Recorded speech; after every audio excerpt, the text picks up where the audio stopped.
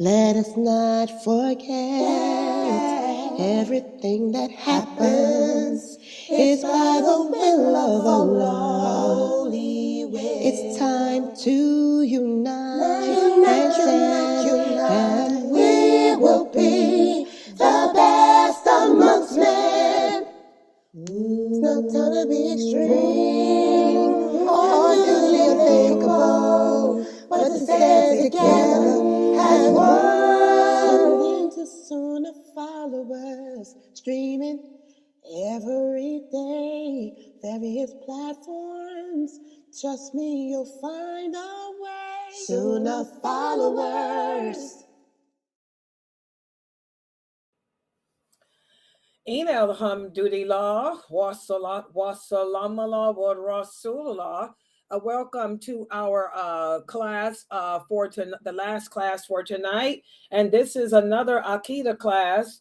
And this is based on the book written by Sheikh Muhammad Saeed Atli. So the name of this book is Articles of Belief. And this class reaffirms what we've discussed about the articles of belief. Again, we can never emphasize enough of Aqidah, because that's what has to be correct in order for your good deeds to even be accepted by Allah. So it's all about assuring that as Muslims that our belief system is correct. So that's why here at Sunnah Followers, we put lots of emphasis on Aqidah. We have different classes. You have Dr. Ibrahim Jamali doing an intensive Islamic studies class on Aqidah. Then you have my regular 6 o'clock class based on the book of Kareem Abu Zaid's. And then you have this class here that's held every weekend based on the book written by Sheikh Muhammad Saeed Atli. Again, everyone here behind Sunnah Followers, we all want to emphasize your belief system. You have to check your iman on a regular basis to make sure it's correct, especially in this era in which we have all the Ruwaybidah, the social media influencers. I like to call them the Ruwaybidah that the Prophet Muhammad sallallahu alaihi wasallam warned about. And who are they? They are the most ignorant people when it comes to this religion. They don't know the basics. They don't understand what the lawful or the unlawful is. They know nothing about the Prophet Muhammad and his companions. But they have a lot to say about what's happening in the world. They engage in politics and they have political agendas, and they're also deceitful liars. They lie on Allah. They lie on the Prophet sallallahu alaihi wasallam, but they're so gifted with the ability to articulate. They have beautiful accents, beautiful diction, and they can mesmerize you with their tongue to the point that they'll have you thinking that if you twirl around in a circle, you really are getting close to Allah. They'll have you thinking that the companions were bad people. They'll have you thinking that our Prophet sallallahu alaihi wasallam raped women and married women without their divorce period being final and all of that nonsense. Subhanallah. So it's very important, guys, in this day and age that we be mindful and careful of who and where we take our knowledge of Islam from. And that's why here at Sunnah Followers, everything that we teach, we base it on the Quran and the authentic hadiths, and not just that, but we also base it on the understanding that the Prophet Muhammad sallallahu alaihi wasallam and his companions had. If you guys paid attention today,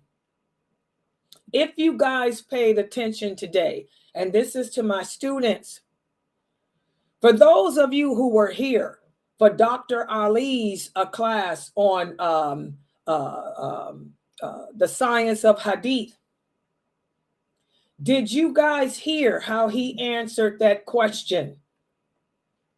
The question that was asked to him by the brother on the internet wanted to know. There's so many different opinions about whether or not we have to recite the Fatiha with the Imam. Did you guys notice how he answered? Do any of my students here, did any of you pay attention to how Dr. Ali answered that question? I want to know, did any of you hear how he answered it? I think you mentioned how just to be safe, you should recite, but you wait, get the before he got to all of that, that's see, y'all got to hear the whole thing. Don't just censor. Did you guys hear how he answered that? Did y'all hear how he answered? You know, this is what we do. We censor. You know, as Muslims today, we censor the things that we shouldn't censor. When he was asked that question, he said, this is a very good question. He said, this is a question that many of the youth ask me. He said, well, the reason why so many of you will ask that question and you will get different answers is because of what? Why did he say? Can anybody remember? Why did he say that different people you ask will give you different answers? Can anybody remember? Why is it that way? That's what you shouldn't have missed. You shouldn't have censored that. What did he say? Can anybody remember? Why is it that if you were to ask one person, should I recite the Fatiha, they give you one answer. You go ask another person, they give you another answer, and another person, another answer. He explained why. Why? Why does that happen? Nobody remembers? I want y'all as students to stop censoring. When we have our lecturers in here teaching, you have to open up your mind. And this is what the Prophet told the companions. The difference between knowledge and understanding. You can tell if a person understands the deen, because if a person understands, they can explain it. They can explain to you why, like he did. He said the reason why you get different answers is because it depends upon the mathab. Do you remember that now, Aya? The mathab that the people are following. And then he told you, those who follow Imam Hanafi, they believe this. Those who follow, and he told what Imam Hanafi's answer to that question is. Those who follow Imam Malik, they say this, and he told what his answer is. Those who follow Imam Shafi, they're this. And he went on. Imam Ahmed is this. He said, that's why, brother, you get all these different answers. And then he explained, where did Imam Hanafi get this from? Where did Imam Malik get his answer from? Where did this person get their answer from? He explained different companions. Abu Huraira, he was under the impression that you should recite after the Imam to be safe. That's one answer he gave. Ibn Umar said, you don't have to recite except in the silent prayers that the Imam says. And that's why so-and-so, Matt Fab, says that. And then he said Imam Malik says and Imam Hanafi says, you know, what they say because Ibn Abbas said the recitation of the Imam is the recitation for everyone. You remember when he did that, Ayah? And then he said, so that's why, and all four of those, well, it was three, all three of those opinions are correct. Because again, one of the madhabs took from what Abu Huraira said. Another madhab took from what Ibn Umar said. And the other madhab took from Ibn Abbas. And then after he explained that, he told you which opinion he supports. He said, he supported Abu Huraira. Y'all see that? But if you ask me, you ask Sheikh Morsi, we're going to give you the same answer Imam Hanafi and Malik gave. I'm going to tell you that I support Ibn Abbas. Why? Because when Ibn Abbas speaks, everybody go sit down. Okay, but still, like he said, if you choose to follow Abu Huraira, ain't nothing wrong with that, because he was an eminent companion. If you choose to follow Ibn Umar's view, ain't nothing wrong with that. So that's what he was saying. Stop making a big deal out of stuff like that. Did y'all understand his answer? Y'all got to listen to the whole thing. But that's where I teach you guys. You got to know the hierarchy. Who out trumps who? Abu Huraira was the one the Prophet made dua for, asking Allah to bless him with memory of everything he heard the Prophet say and do. Ibn Umar, the Prophet made dua for, asking Allah to give him an understanding of the Quran. Ibn Abbas, the Prophet made dua for him too, asking Allah to give him understanding of the Quran. So as you can see, all three of these companions, you can take from it in any one of them, because all three of them or the Prophet made dua for. So that's what he was saying. You'll get different answers, based on what madhab the people are following, and the madhab get those answers based on the companion. Okay. So I want y'all to pay attention, but a lot of Muslims don't know this type of stuff. A lot of Muslims, they just take their deen off the internet from people of today, because their sheikh said, because this media influencer said, because this brother who's famous said. But where's the brother who's famous getting his information from? Is that what Ibn Abbas said? And by the way, remember I told you guys that there's only several things? Brother Marard, remember I told you guys there's only several. There's only 4 things that the companions differed in. That's one. That's one. That's it. There's only 4 things the companions differed in. That's one of them. Okay? But I want you guys to understand, if a person is basing their information on what Allah said, what the Prophet said, and the companions like Dr. Ali did, we take from them. You guys understand? The answer he gave was beautiful. He broke it down, madhab, and where the madhab got it from, and it all traced back to the companions. If a person can do that, we take that. But many of you listen to these people on YouTube who don't give you no who, what, where, when, why. They just say yes, no, keep it moving. They don't trace it back to no companion. They don't trace it back to the Prophet. It's traced back to their famous sheikh of today, who don't count. I'm sorry, y'all. People today don't count. Okay, so we have to be careful. We have to be careful who we take from. May Allah bless Dr. Ali. I love how he answered that question. He broke that down so well. I want y'all here every Saturday for that class.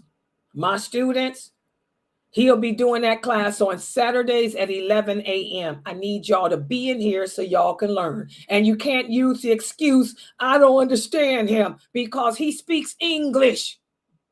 He's Arabic, but his English is perfect, because he was born in the USA like Layla Nashiba. Y'all got it? And he's Egyptian like Layla Nashiba. Walk like an Egyptian. I keep telling y'all the Egyptians are the best people to learn from. Dr. Jamali's Egyptian too. He talks Gaza, but he's half Egyptian too. All right. So let's get started with this class here. I was waiting on the what they call him, the brother. You in here? Wait a minute. Hold on. Waiting for this brother to text me back. Go ahead. You in? Okay, you ready, little Ibrahim? Okay, little Ibrahim, he wanted us to hold the class for him because he had something to do. You took care of it? Okay. Okay, don't text me no more because my phone get to beep and it makes me nervous. All right, so let's get started. Inna alhamdulillah wa salat wa salam ala wa rasulullah. We're studying from the book entitled The Articles of Belief by Sheikh Muhammad Saeed Atli. And today we'll be covering what it means to believe in the books of Allah. And there will be a quiz afterwards, Brother Little Ibrahim. Write down the answers. There will be a quiz after today's lecture. So I want y'all to pay attention. Let me put the PowerPoint up on the screen. Yeah. Okay, yeah, hold on. I got it. I try to be. Little Ibrahim, he says, Sister Layla, you're so nice. Yeah, I try to be all tough. The kids see through me. You know, it's your parents that think I'm so mean. The kids, they laugh at me. They don't think I'm mean. It's just, but your parents are the ones that's got the mental issues. He said, no, you're nice. Okay, hold on. Let me share this to my Zoomers first. Yeah, the Zoom people, they in here, Little Ibrahim.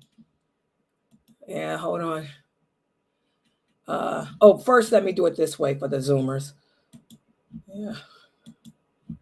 I'm glad that you take time away from that Twitch program. You kids love that Twitch and Trovo. Those gaming sites, man.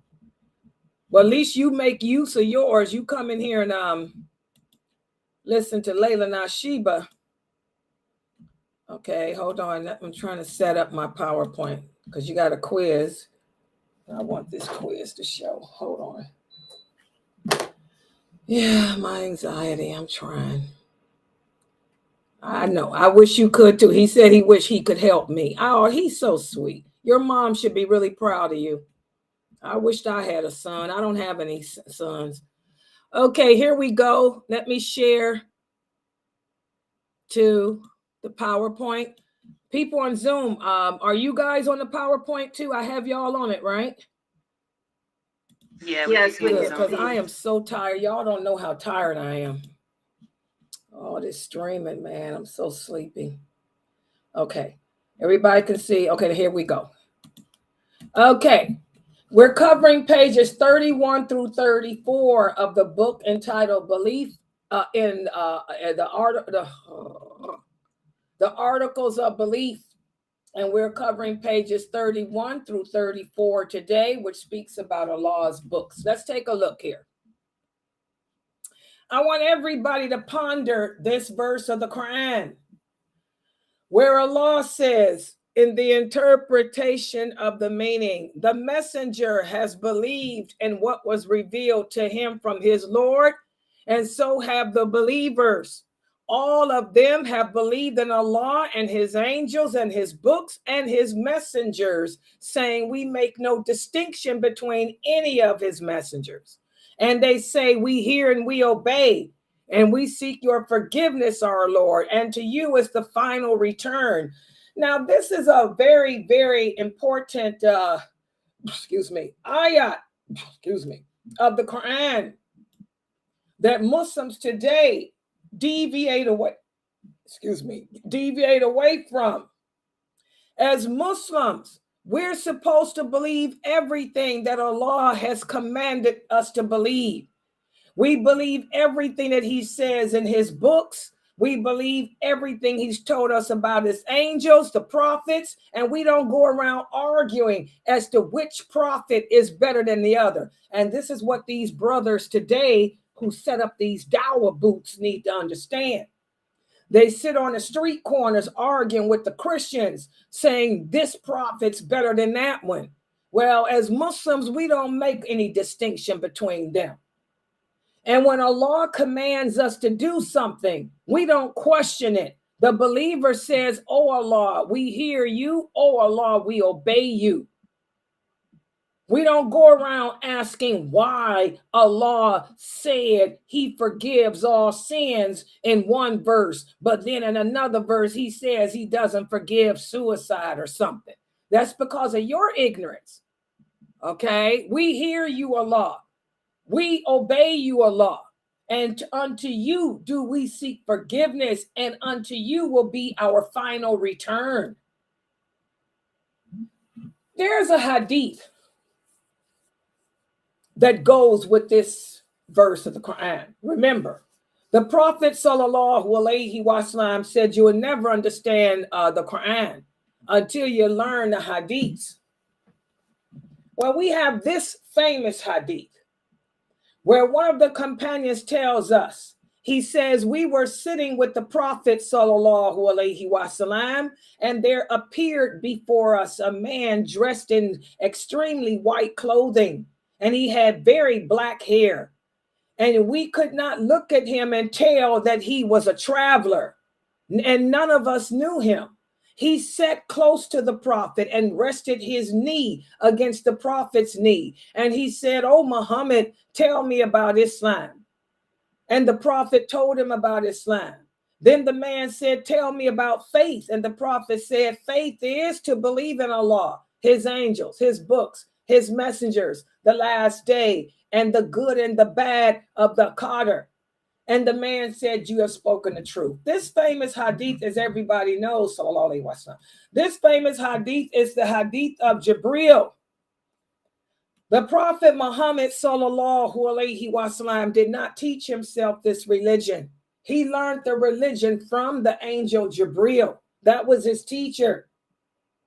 And Jibril alayhi salam would come and ask him questions after teaching him the meaning of the Quran. Jibril would come back and question the Prophet to see if the Prophet sallallahu alaihi wasallam understood the message. And with this hadith, the simple fact that the Prophet said to believe in Allah first, and then his angels, and then his books, this is the proper order of belief we should follow. And this is a question that one of the brothers asked the other day. Sister Layla, what if I said believe in Allah and then his prophets and then his angels? Is that okay? Yes, but I want you to know the proper order. The proper order is Allah first, and then his angels, and then his books, because this is the order given in this hadith. We try to emulate the Prophet Muhammad sallallahu alaihi wasallam and narrate him the way he narrated it. Okay? So, we're going to speak about what it means to believe in Allah's books. And I tell you guys that Arabic is a language, not a religion. And Arabic is nothing like English. So be careful calling people out in regards to this religion when you don't speak Arabic and your English is even crazy. You're going around calling yourself a revert when the name is convert. Learn English. Don't worry about Arabic. Well, the word kutab, this is the plural of kitab, which refers to a book, or it can mean something that has been written down. So when we hear the word kutab, which is the plural of kitab, it's referring to the books of Allah that Allah sent down as a guidance to us as human beings and jinn, because the jinn have to live by him too. And these books serve as a guide to how we can live in this world and achieve success here and in the hereafter. And Allah sent his books down. He sent them to messengers who he selected from mankind. And they were tasked with the job of revealing them to everybody, not just anybody, but everybody. And when Allah chose his messengers, not only were there messengers from amongst the humans, but there are messengers from amongst the angels too, who Allah chose to communicate and convey the truth. Just like Harut and Marut, they were angels and they were also messengers of Allah. Remember, after Allah destroyed the people of Sodom, he sent the two twins, Harut and Marut, to teach the people, the men and women, how to live together as husband and wife. They were messengers. So messengers, Allah sent some angels as messengers and also some humans. Okay? And Allah sent many books too. We have to believe that those books that were sent as a remedy for our social and economic problems, and also they were sent to revive and awaken our fitra and help us to attain success in this world and the hereafter. We have to believe all this. And when we talk about believing in the books of Allah, believing in Allah's books has four components. Number one, we have to believe that every book that Allah sent came from him. Not man, not the sun, not the moon, him. Secondly, we have to believe in the books whose names that we know of. For example, the Quran was sent to the Prophet Muhammad, sallallahu alaihi wasallam. The Torah was sent to Moses, alayhi salam.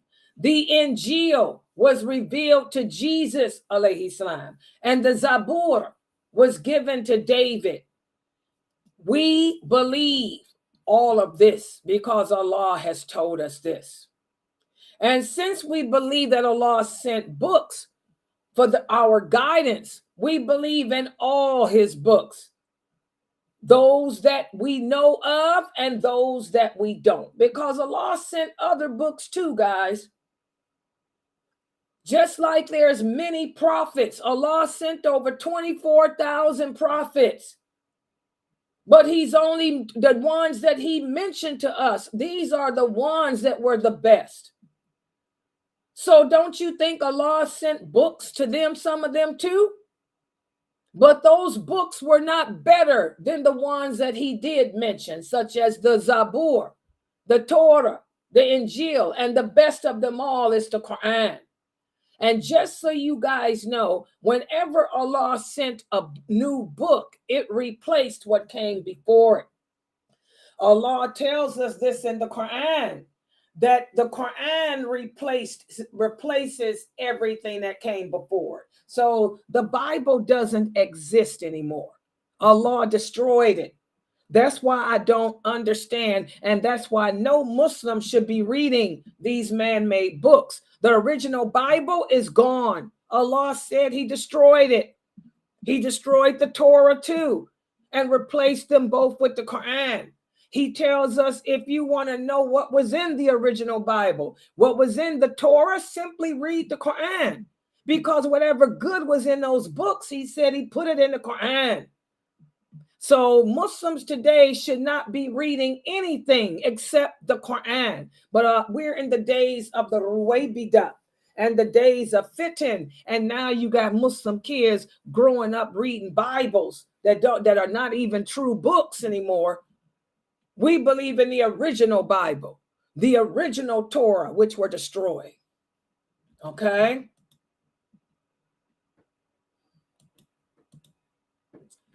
So Allah has named these books I just mentioned and gave them to certain messengers. And the ones that he named, we must know those books' name. And we must know the messengers that they were given to.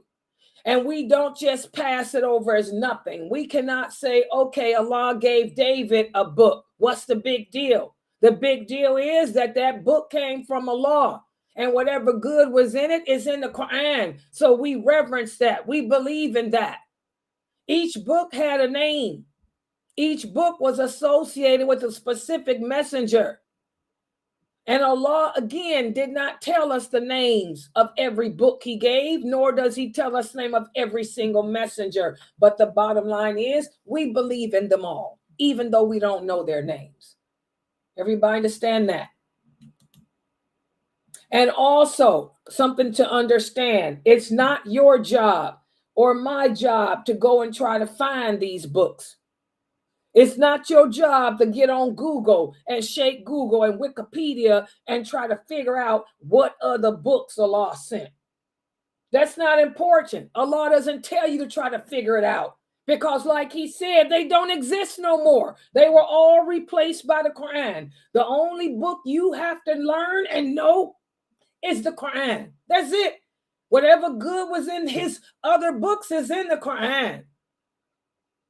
But this is how Shaitan dupes us. He'll make us go trying to research things that will take us away from Allah, rather than research that which brings us close to him.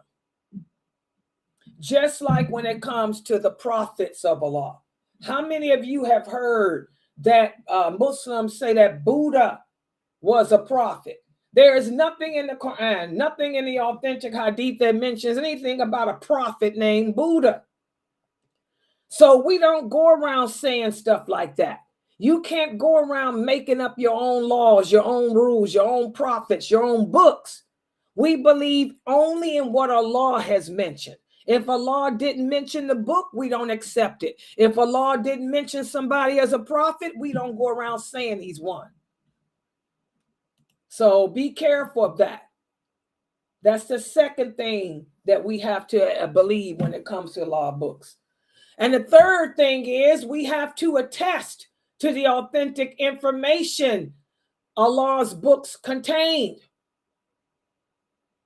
In other words, you can't pick and choose what parts of the Quran to accept and what parts of the Quran to not accept. We believe everything that Allah has told us in the Quran. We believe and trust everything. For example, in the story of Yusuf, alayhi salam, Allah reveals to us that his father went blind. And years later, Yusuf had his shirt placed over his father's face, and his father was able to see again. You have to believe that, even though you cannot imagine how a blind man can be made to see again, you still have to accept that. You can't pick and choose and say science doesn't support that. We have to believe everything Allah has told us in that Quran. Listen to what Allah says in the interpretation, the meaning. And we have sent to you, O Muhammad, the book and truth, confirming what came before it and as a criterion over it. This is the dalil. That if you want to know what was in the Bible, if you want to know what was in the Torah, if you want to know what was in any of the other books that Allah sent, just read the Quran. It's there. It's there. The other books don't exist, but it's whatever was in them that was good is right there. And so this also leads us to the fourth thing that we have to accept. And that is that in regards to Allah's books, some parts, some things Allah abrogated, and some things Allah didn't abrogate. We have to accept and submit to them, whether you understand the reason behind the abrogation or not. The same with the hadiths. There were some hadiths, they are authentic, but they've been abrogated. Okay, we have to accept what was abrogated and what wasn't, even though you don't have the wisdom as to why. I'll give you an example. In the beginning of Islam, in the beginning of the prophet's prophethood, he told the Arabs, he forbade the Arabs from eating or drinking while standing. He said, we cannot eat and we cannot drink standing up. But then later he abrogated or canceled that hadith. He said, I used to forbid you from eating or drinking standing up, but now you can. Okay. Another example, in the beginning, when the prophet migrated to Medina, he forbade the Muslims from fasting on Saturday and Sunday. But then later, when the Jews broke their treaty, the prophet said, I forbade you from fasting on Saturday and Sunday, but now you can if you want. So that hadith is authentic, but it's been abrogated. We simply accept the abrogations of Allah. We accept the abrogations from our prophet and don't sit there and try to figure out why. Everybody understand that? Listen to what Allah says in the interpretation of the meaning. So you have to believe that the books were revealed by Allah. This means, this is, I thought I was getting ready to quote a Quran. That's the next one. Okay, so as Muslims, we have to believe that the books were revealed by Allah.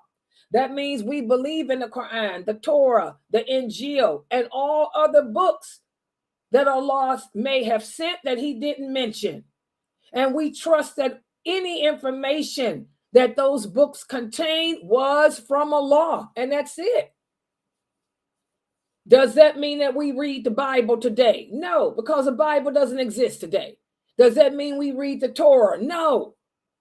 Remember the hadith of Umar, where the prophet saw him, he was reading the Torah to the prophet, and the prophet got angry and turned away from him and told him, you don't know what's true in that book and what isn't, because that book was destroyed. It was replaced with my book, the Quran.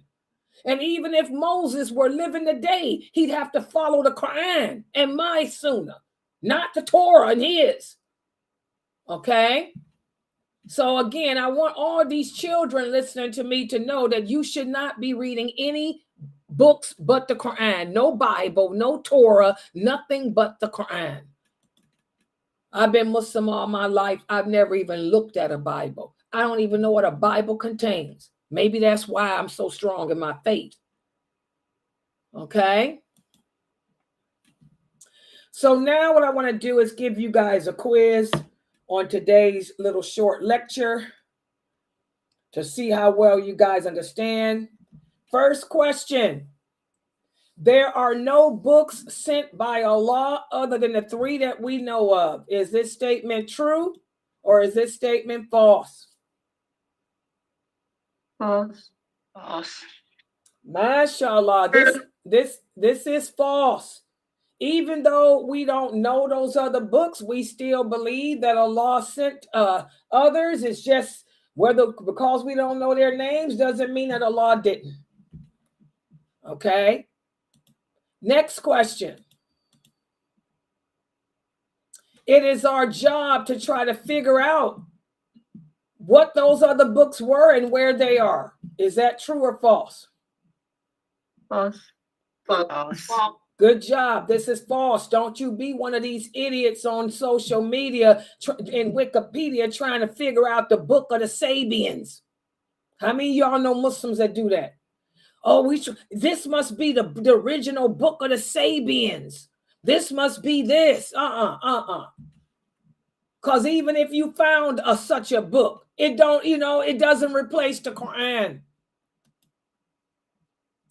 What about this? Buddha was a prophet of Allah. True or false? False. Exactly. I don't want to hear none of my students going around making that ridiculous statement. If you can't back it up with evidence, don't you go around lying on Allah, because that's what you're doing. You're saying Allah made somebody a prophet.